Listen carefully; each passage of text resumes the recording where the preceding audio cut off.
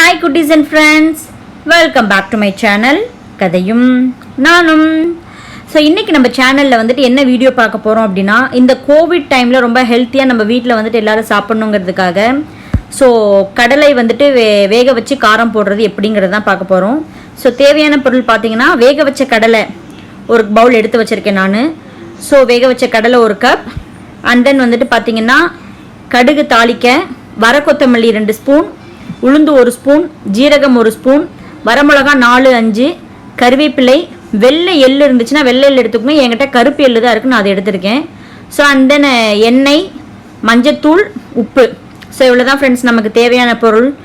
So இதை வந்துட்டு first எப்படி செய்யலாம் அப்படிங்கிறத பார்க்குறேன். ஃபஸ்ட்டு நம்ம மசாலா ரெடி பண்ணுறதுக்காக என்ன பண்ண போகிறோம் அப்படின்னா, வர கொத்தமல்லி 2 ஸ்பூன், வெள்ளை எள்ளு 1 ஸ்பூன், ஜீரகம் 1 ஸ்பூன், இது எல்லாமே போட்டு நம்ம வந்துட்டு கூட வந்துட்டு உளுந்தும் போட்டு நம்ம வறுத்து பொடி பண்ணி எடுத்து வச்சுக்க போகிறோம்.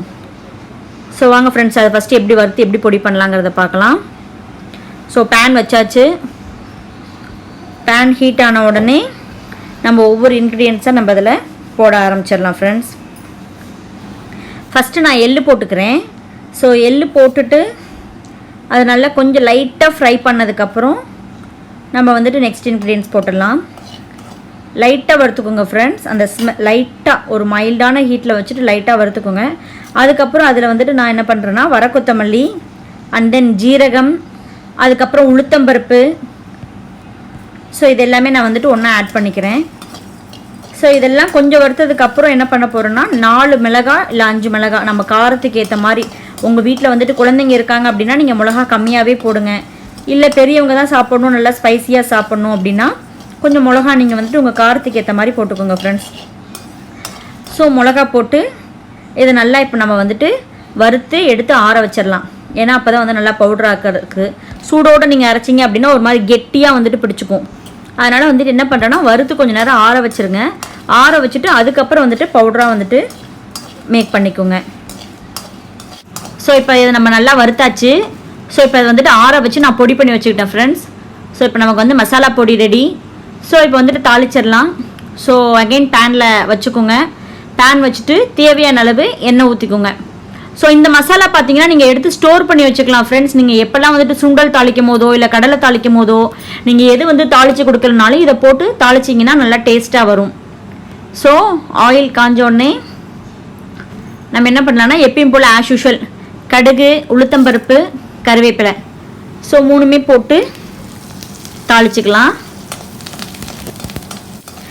இப்போ இதில் நம்ம வேக வச்சு எடுத்து வச்சுருக்கோம் பார்த்தீங்களா உரிச்சு. ஸோ அந்த கடலையை போட்டுக்கலாம் ஃப்ரெண்ட்ஸ். கடலையை போட்டு நல்லா ஒரு கிளறி விட்டுருங்க. அந்த தாளிப்பு வந்துட்டு ஃபுல்லாக வந்துட்டு கடலையில் ஸ்ப்ரெட் ஆகிற மாதிரி. ஸோ நீங்கள் அதே மாதிரி தாளிக்கும் போது எப்பயுமே கொஞ்சம் சிம்மில் வச்சு தாளிங்க. நாங்கள் ஃபாஸ்ட்டாக வச்சோம் அப்படின்னா கடுகும் கருகிடும், உளுத்தம்பருப்பும் சீக்கிரம் இதாகிடும்.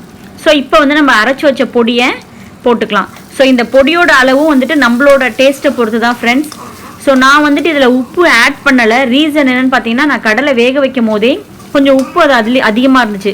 அதனால் நான் ஃபுல்லாக செஞ்சு முடிச்சுட்டு லாஸ்ட்டாக தான் வந்துட்டு நான் லைட்டாக போட்டுக்கிட்டேன். ஸோ அதனால் செய்யும் போது நான் போடலை. ஸோ நீங்கள் வந்து உப்பு ஆட் பண்ணிக்கோங்க ஃப்ரெண்ட்ஸ். ஸோ அவ்வளோதான் பார்த்தீங்கன்னா நான் ஒரு 2 ஸ்பூன் தான் போட்டேன். ஸோ நம்மளோட சுவையான மசாலா கடலை தயார். ஸோ ரொம்பவே டேஸ்ட்டாக வந்துருந்துச்சு. ஸோ எல்லாருமே வீட்டில் நீங்கள் இதை ட்ரை பண்ணி பாருங்கள். இதை நீங்கள் சுண்டலுக்கு, கருப்பு சுண்டல், வெள்ளை சுண்டல், இந்த மாதிரி கடலை எல்லாருக்குமே எல்லா இதுக்குமே இதே மசாலா நீங்கள் வச்சு ட்ரை பண்ணலாம். ஸோ நீங்கள் ட்ரை பண்ணி பார்த்துட்டு எப்படி இருந்துச்சுங்கிறத எனக்கு கமெண்ட் பண்ணுங்கள். ஸோ இப்போ வந்துட்டு நம்ம எங்கே போக போகிறோம் அப்படின்னா, நம்மளோட give away contest question number 3. So question number 3 என்னன்னு பார்த்தீங்கன்னா, நான் வந்துட்டு இதில் மஞ்சத்தூள் என்ன பொருள் போட்டதுக்கப்புறம் போட்டேன். ஸோ அதுதான் கேள்வி. ஸோ மஞ்சத்தூள் என்ன பொருள் போட்டதுக்கப்புறம் போட்டேன். ஸோ இதோட ஆன்சரை நீங்கள் எனக்கு கமெண்ட் பண்ணுங்கள். ஸோ ஆல்ரெடி நான் சொன்ன மாதிரி என்னோட 50 கொஷின்ஸுக்கு கரெக்டாக 50 ஆன்சர்ஸ் யார் பண்ணுறாங்களோ அவங்களுக்கு ஒரு கிவ் அவே இருக்குது, ஒரு சர்ப்ரைஸ் இருக்குது. ஸோ யாரும் மிஸ் பண்ணாமல் எனக்கு கமெண்ட் பண்ணுங்கள். இந்த வீடியோ உங்களுக்கு பிடிச்சிருந்துச்சுன்னா லைக் பண்ணுங்கள், ஷேர் பண்ணுங்கள். புதுசாக சேனலுக்கு வந்திருக்கிறவங்க மறக்காமல் சேனலை சப்ஸ்கிரைப் பண்ணுங்கள். கூடவே பெல் ஐக்கானை கிளிக் பண்ணுங்கள். நிறைய ப்ரைஸ் அண்ட் கிஃப்ட்ஸ் அண்ட் சர்ப்ரைஸை வின் பண்ணுங்கள். ஸோ உங்களை வேறு வீடியோவில் மீட் பண்ணுறேன். until then bye from கதையும் நானும். பாய்.